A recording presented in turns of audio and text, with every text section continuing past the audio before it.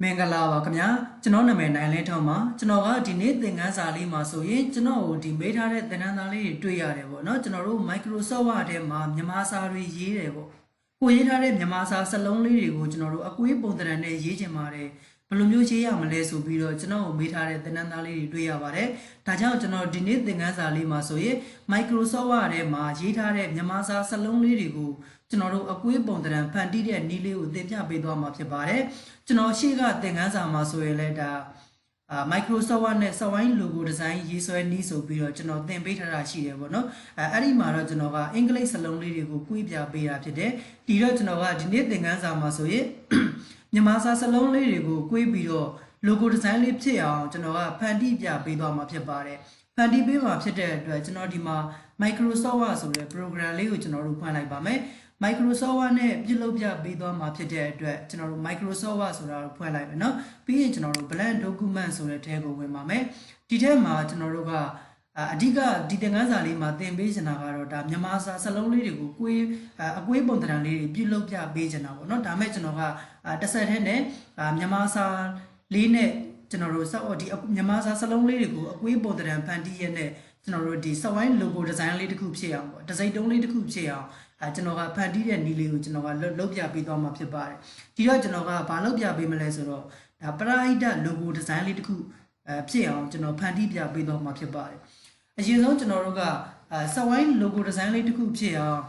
်ကျွန်တော်တို့ဖန်တီးချင်တာဖြစ်တဲ့အတွက် software shape လေးတစ်ခုကျွန်တော်တို့ဆွဲပေးဖို့လိုတယ်ဒီတော့ကျွန်တော်တို့က insert တက်ထဲကနေပြီးတော့ shape ဆိုတဲ့ထဲကနေပြီးတော့ elevate to overdo ပေါ့เนาะကျွန်တော်တို့ software tool လေးတစ်ခုကို software shape လေးတစ်ခုကိုကျွန်တော်တို့ယူလိုက်ပါမယ် software လေးတစ်ဝိုင်းကျွန်တော်တို့ဆွဲလိုက်မယ် software လေးကိုဝိုင်းဆက်လေးဖြစ်အောင်ကျွန်တော်တို့ဆွဲချင်တာဖြစ်တဲ့အတွက်ရှစ်ကိုဖိပြီးတော့ကျွန်တော်တို့ဆွဲပါမယ်အခုဒါဆိုရင်ကျွန်တော်တို့ကဒီမှာ software လေးတစ်ဝိုင်းကျွန်တော်တို့ရလာပြီဒီရဲ့ software လေးမှာစတုပ်ဘေးပေါင်ကာလာတွေကျွန်တော်တို့ပြင်ချင်တယ်အထက်ကာလာတွေပြင်ချင်တယ်ပေါ့เนาะကိုပြင်ချင်တဲ့ကာလာတွေကျွန်တော်တို့ကပြင်ချင်တယ်ဆိုရင်တော့ format တက်ထဲကနေပြီးတော့ shape face ဆိုတာကအတွင်းနဲ့ကာလာအရောင်ကိုကျွန်တော်တို့ပြောတာဖြစ်တယ် shape outline ဆိုတာကတော့ဒီ shape ရဲ့ကျွန်တော်တို့အပြင်ဘက်ဘေးပေါင်ကာလာလေးကိုကျွန်တော်တို့ကပြောတာဖြစ်ပါတယ်ဒါလေးတွေကိုကျွန်တော်တို့ကကွက်ပြသိမှကျွန်တော်တို့အဆင်ပြေမယ်เนาะကျွန်တော်တို့ကအခုဒီမှာအထက်ကကာလာလေးကိုကျွန်တော်တို့ပြင်ချင်တာဖြစ်တဲ့အတွက် shape face ဆိုတဲ့ထဲကနေပြီးတော့ကိုယ်အဆင်ပြေရကျွန်တော်တို့ shape လေးတစ်ခုဒီကာလာလေးတစ်ခုကိုကျွန်တော်တို့ရွေးချယ်လိုက်မှာပေါ့အခုကျွန်တော်တို့ဒီမှာဒီကာလာလေးကျွန်တော်တို့ထားလိုက်မယ်ပြီးရင် shape outline ဆိုတဲ့ထဲကနေပြီးတော့ကျွန်တော်တို့အမဲရောင်ကာလာကျွန်တော်တို့ထားချင်တယ်ထားပါတော့အခုလောလောဆယ်တော့နမူနာအနေနဲ့လုပ်ပြပေးမှာဖြစ်တဲ့အတွက်ဒါအမဲရောင်ကာလာလေးပဲကျွန်တော်ထားလိုက်မယ်ပြီးရင်သူ့ရဲ့ကာလာစတုပ်အထူအပါးလေးကျွန်တော်တို့ပြင်လို့ရသေးတယ် shape outline ဆိုတဲ့ထဲကနေပြီးတော့ weight ဆိုတဲ့ထဲကနေပြီးတော့မှကျွန်တော်တို့ဒီလောက်အထူလေးထားလိုက်မယ်ပေါ့အခုဒါဆိုရင်ကျွန်တော်တို့ကရှုပ်ဒီစဝိုင်း shape လေးတစ်ခုကျွန်တော်တို့ရသွားပြီပြီးရင်နောက်ထပ်ကျွန်တော်တို့စဝိုင်း shape လေးတစ်ခုထပ်ပြီးတော့ဆွဲရမယ်နောက်ထပ်စဝိုင်း shape လေးကိုထပ်ပြီးတော့မဆွဲတော့ဘဲနဲ့အခုလက်ရှိဆွဲပြီးသားစဝိုင်းလေးကိုပဲကျွန်တော်တို့ copy ပွားလိုက်ပါမယ် control C control V နဲ့ copy ကူးလိုက်လို့ရတယ်ပြီးရင်ကျွန်တော်တို့ဘေးထောင်လေးကနေပြီးတော့ခုလိုမျိုးမြားလေးပေါ်အောင်ထောင်မယ်ပြီးရင်ကျွန်တော်တို့ကချစ်ကိုဖိပြီးတော့သေးလိုက်မယ်ပေါ့ပြီးရင် left center မှာချိန်မယ်ကျွန်တော်တို့ဒါဆိုရင်ခုလိုအနေထားလေးရသူတို့ရဲ့ software နှစ်ခုကိုကျွန်တော်တို့ left center ကျွန်တော်တို့မညီဘူးဖြစ်နေတယ်ကျွန်တော်တို့ညီအောင်ချိန်ပါမယ်အပေါ်က shape လေးကိုဆက်လက်ပေးထားတယ်ရှစ်ကိုဖိပြီးတော့အောက်က shape လေးကိုက click တစ်ချက်နှိပ်မယ်ဒါဆိုရင်သူတို့ shape လေးနှစ်ခုလုံးကျွန်တော်တို့ selection ဝင်သွားမှာဖြစ်ပါတယ်ဒီလိုမျိုးဝင်သွားပြီဆိုမှကျွန်တော်တို့ကဒီ software တွေကိုအလဲစန္ဒညီအောင်ခြေချင်တာဖြစ်တဲ့အတွက် format တက်ထဲကိုဝင်မယ်ပြီးရင်ကျွန်တော်တို့ဘယ်ထဲဝင်ပေးရမလဲဆိုရင် align ဆိုတဲ့ထဲကိုဝင်ပေးရပါမယ် align center ဆိုတာနှိပ်မယ်အလဲ center ချိန်မယ်ပြီးရင် align middle ဆိုပြီးတော့မှအလဲချိန်လိုက်မယ်ပေါ့ဒါဆိုရင် software နှစ်ခုကလုံးဝအလဲ center ကိုကျသွားမှာဖြစ်ပါတယ်ဒီလိုမျိုးဖြစ်သွားပြီဆိုမှအပေါ်က software လေးကို click တစ်ချက်ပေးမယ်ကျွန်တော်တို့အထဲကကာလာလေးကိုကျွန်တော်တို့အဖြူရောင်ကာလာလေးပဲထားလိုက်ပါမယ်ဘေးပေါင်စတုပ် outline ကိုကျွန်တော်တို့နည်းနည်းလေးကျွန်တော်တို့သေးလိုက်မယ်ပေါ့ဒီလောက်အနေထားလေးပဲကျွန်တော်တို့ထားလိုက်မယ်အခုဒါဆိုရင်ကျွန်တော်တို့ကအခုလိုပုံသဏ္ဍာန်လေးကျွန်တော်တို့ရသွားပြီเนาะပြီးရင်ကျွန်တော်တို့ဒီထဲမှာကျွန်တော်တို့ကိုရေးချင်တဲ့စာတွေကျွန်တော်တို့ရေးမယ်ပေါ့စာတွေကိုကျွန်တော်တို့ကမြန်မာစာနဲ့ရေးချင်တာဖြစ်တဲ့အတွက်မြန်မာစာ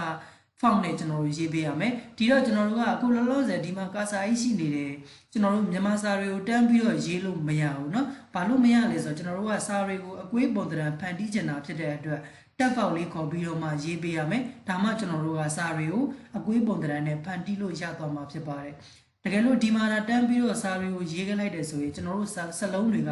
အကွေးပုံသဏ္ဍာန်ဖန်တီးလို့ကျွန်တော်တို့အဆင်ပြေမှာမဟုတ်เนาะဒါလေးကိုတစ်ချက်သတိထားပေးပါဒီတော့ကျွန်တော်တို့ကဒီမှာ insert တက်ထဲကနေပြီးတော့ shape ထဲကနေပြီးတော့တက်ဖောက်လေးကျွန်တော်တို့ခေါ်လိုက်ပါမယ်ပြီးရင်ကျွန်တော်တို့ဖိပြီးတော့ဆွဲလိုက်မယ် tab frame လေးကျွန်တော်တို့ချလိုက်မယ်ပေါ့နော်ဒီထိကျွန်တော်တို့ချလိုက်ပါမယ်ပြီးရင်ကျွန်တော်တို့ကိုရေးချင်တဲ့ font စလုံးဒီ font size တွေကျွန်တော်တို့ချိန်မယ် font စလုံးတွေကျွန်တော်တို့ပြင်မယ်ပေါ့ကိုရေးချင်တဲ့ font တွေကိုကျွန်တော်တို့ချိန်မယ်အခုဒါဆိုရင်ကျွန်တော်တို့ကစာရေးစပြီးတော့ရေးလိုက်တော့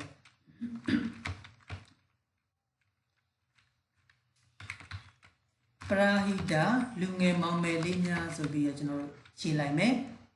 လူငယ်မောင်မယ်လေးများ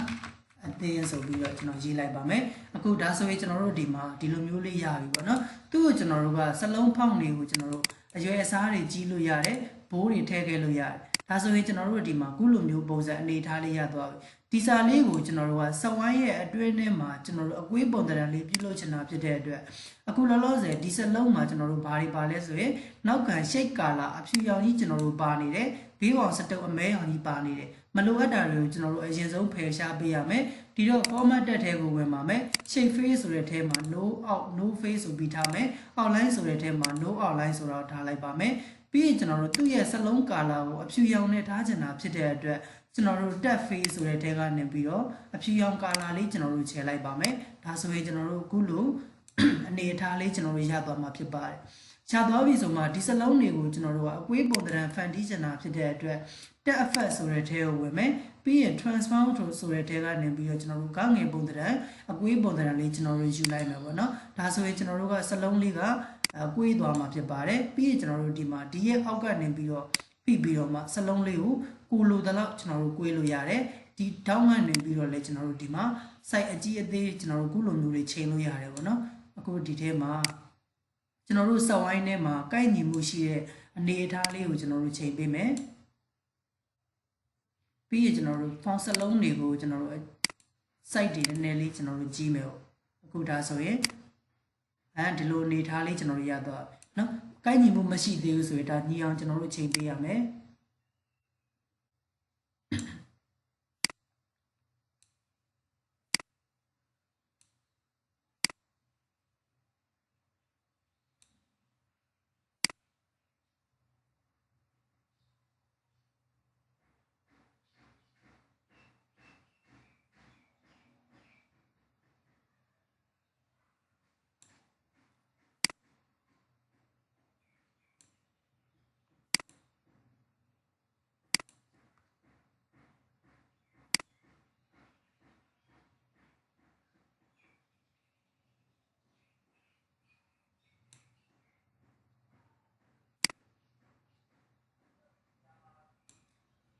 ဒါလေးကိုတော့ကျွန်တော်တို့ကဒါလိုက်ပြီးတော့ကိုယ်တိုင်လိုက်ပြီးတော့ချိန်ပေးရမယ်เนาะဒီနေရာလေးမှာချိန်တဲ့နေရာမှာတော့ကျွန်တော်တို့စိတ်ရှိရှိနဲ့ချိန်ပေးမှရမယ်အခုလောလောဆယ်ကျွန်တော်ဒီမှာဒီပုံစံတန်းလေးပဲကျွန်တော်ထားလိုက်တော့မယ်အခုဒါလေးကျွန်တော်တို့ကပြီးသွားပြီဆိုရင်နောက်ထပ်ကိုထဲချင်တဲ့စာလေးတွေဆက်ပြီးတော့ကျွန်တော်တို့ရေးပေးမယ်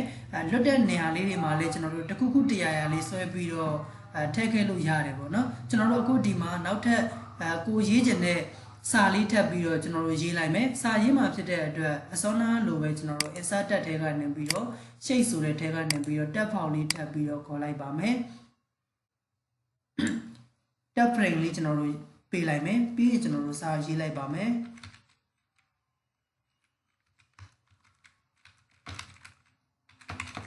မန္တလေးတိုင်း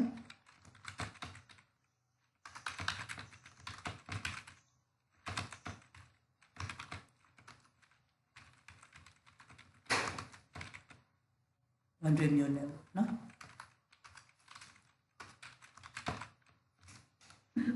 ကျွန်တော်ဒီလိုမျိုးလေးရေးလိုက်မယ်သူ့ကိုလည်းကျွန်တော်တို့ဘာလုပ်မလဲဆိုရင်စလုံးဖောက်စလုံးတွေစလုံးဖောက် site တွေကျွန်တော်တို့နည်းနည်းလေးကြီးလိုက်ပါမယ်ပြီးရင်ကျွန်တော်တို့မလိုအပ်တဲ့ color တွေကျွန်တော်တို့ no face ဖြုတ်လိုက်မယ်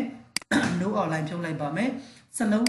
အရာကိုကျွန်တော်တို့အဖြူရောင်မဲထားလိုက်မယ်ပြီးရင်စလုံးကိုကျွန်တော်တို့ဘိုးလေးထည့်ခဲ့လိုက်အခုဒါဆိုရင်သူကလည်းဒီလိုပုံစံလေးရသွားပြီပေါ့နော်သူ့ကိုကျွန်တော်တို့ကအောက်ကနေပြီးတော့ပါတော့ပုံသဏ္ဍာန်လေးကွေးချင်တာဖြစ်တဲ့အတွက် format တက်ထဲကိုပြန်ဝင်မယ် tab effect ဆိုတဲ့ထဲကနေ transform ဆိုတဲ့ထဲကနေဒီခါကျွန်တော်တို့ကပါတော့ပုံသဏ္ဍာန်လေးကွေးမှာဖြစ်တဲ့အတွက်ပါတော့ပုံသဏ္ဍာန်ကွေးသဏ္ဍာန်လေးကိုကျွန်တော်တို့ရွေးလိုက်ပါမယ်ပြီးရင်ကျွန်တော်တို့ခုလိုမျိုးလေး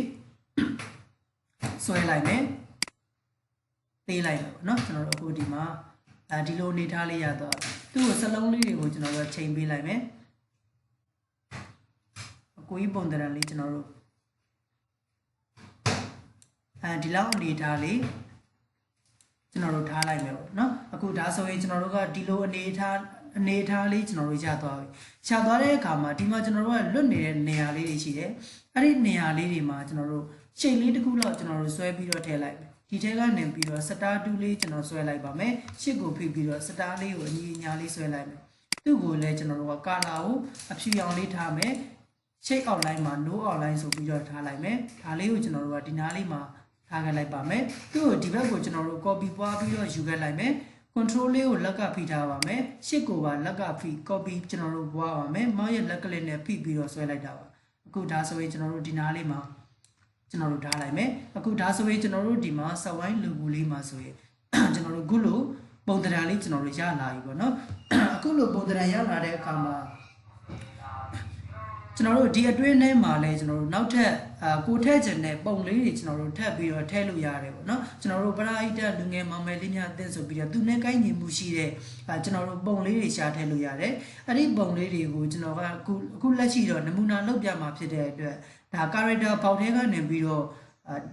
တခုခုကျွန်တော်ထည့်လိုက်မယ်ပေါ့နော်ဒီတော့ကျွန်တော်တို့ character ဘောက်ကိုခေါ်ဖို့ရအတွက်ဆိုရင် Windows logo ရဲ့ R ရဲ့ကိုကျွန်တော်တို့တွဲပြီးတော့နှိပ်ပါမယ် run ဘောက်လေးကိုခေါ်ပေးပါမယ်ဒီထဲမှာကျွန်တော်တို့ CHARMAP ချာမတ်ဆိုပြီးတော့ရိုက်ပေးပါမယ်စလုံးပေါင်းလွဲလို့မရဘူးเนาะချာမတ်ဆိုပြီးတော့ရိုက်လိုက်ပါတယ် okay နဲ့လိုက်မယ်ကျွန်တော်တို့ဒါဆိုရင် character map ဘောက်လေးကြာလာပါမယ် character map ဘောက်ထဲမှာကျွန်တော်တို့ကဒီသူနဲ့သက်ဆိုင်တဲ့ပုံလေးတစ်ပုံကျွန်တော်တို့ခေါ်มาဖြစ်တဲ့အတွက်ကျွန်တော်တို့ထားပါတော့24ပစ္စည်းလိုပုံလေးတွေပေါ့နော်ကျွန်တော်တို့ကြီးစီလိုပုံလေးတွေပေါ့ဒီလိုမျိုးပုံလေးတွေကျွန်တော်တို့ရှာပြီးတော့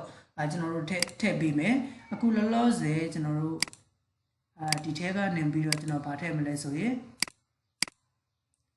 font ကိုကျွန်တော်တို့ဒီမှာ viral out font ကျွန်တော်တို့ရွေးလိုက်နော် ROYAN ဆိုပြီးရိုက်ထည့်လိုက်မယ် viral out font လေးကျွန်တော်တို့တွေ့လာလိမ့်မယ်ဒါကတော့ကိုယ့်ရဲ့ set ထဲမှာဒီ font ပါရှိနေမှရပါเนาะမရှိဘူးဆိုတော့အဆင်ပြေမှာမဟုတ်ဘူး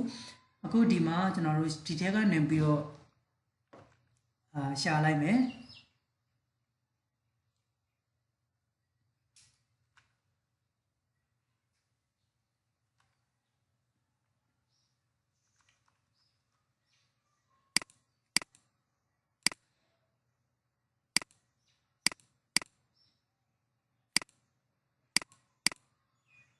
အခုဒီပုံလေးထည့်လိုက်မယ်เนาะဒီရဲ့ပုံလေးထည့်ချင်တာမလို့သူ့ကိုကျွန်တော်တို့ဆက်လက်ပေးပါတယ်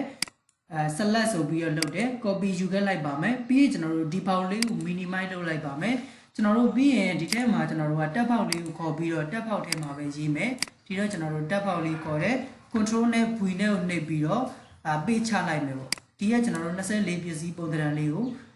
ပေးချလိုက်တယ်ပြီးရင်ကျွန်တော်တို့သူ့ရဲ့စလုံး font size ကိုကျွန်တော်တို့အကြီးအသေးကျွန်တော်တို့ချိန်လို့ရအခုဒါဆိုရင်ကျွန်တော်တို့ဒီထဲမှာတစ်ချက်ထားကြည့်လိုက်မယ်ငယ်နေသေးရင်ကျွန်တော်တို့ထပ်ပြီးတော့ကြည့်ပါเนาะသူ့ကိုဆက်လက်ပေးတယ်ဘာရန်လေးရနဲ့ဆက်လက်ပေးပါမယ်ဖုံးတက်ထဲကနေပြီးတော့ကျွန်တော်တို့ဖောင်စလုံးကြီးရဲ့နေရာလေးမှာကျွန်တော်တို့ဖောင်ဆိုင်ရွယ်စားကိုကျွန်တော်တို့အကြီးအသေးချိန်လို့ရတယ်ဒါဆိုရင်ဒီလောက်အနေထားလေးကျွန်တော်တို့ရသွားပြီရတဲ့အခါမှာဒီမှာကျွန်တော်တို့အောက်ကရှိတ်ကာလာကြီးပါနေတယ်ဘေးပေါင်စတုပ်ကာလာကြီးပါနေတယ်ဒါတွေကိုမလိုချင်တာဖြစ်တဲ့အတွက် format ထဲကနေပြီးတော့ shape face ဆိုတဲ့ထဲမှာ no face ထားလိုက်မယ် outline ဆိုတဲ့ထဲမှာ no outline ထားလိုက်ပါမယ်ဒါဆိုရင်ကျွန်တော်တို့ကအခုလိုပုံသဏ္ဍာန်လေးကျွန်တော်တို့ရသွားမှာဖြစ်တယ်သူ့မှာကျွန်တော်တို့နည်းနည်းလေးသေးနေတဲ့ထပ်ပြီးတော့ကျွန်တော်တို့ကြည့်လိုက်မယ်ကြည့်လိုက်ပါမယ်ဒီလောက်အနေထားလေးထားလိုက်မယ်ပေါ့နော်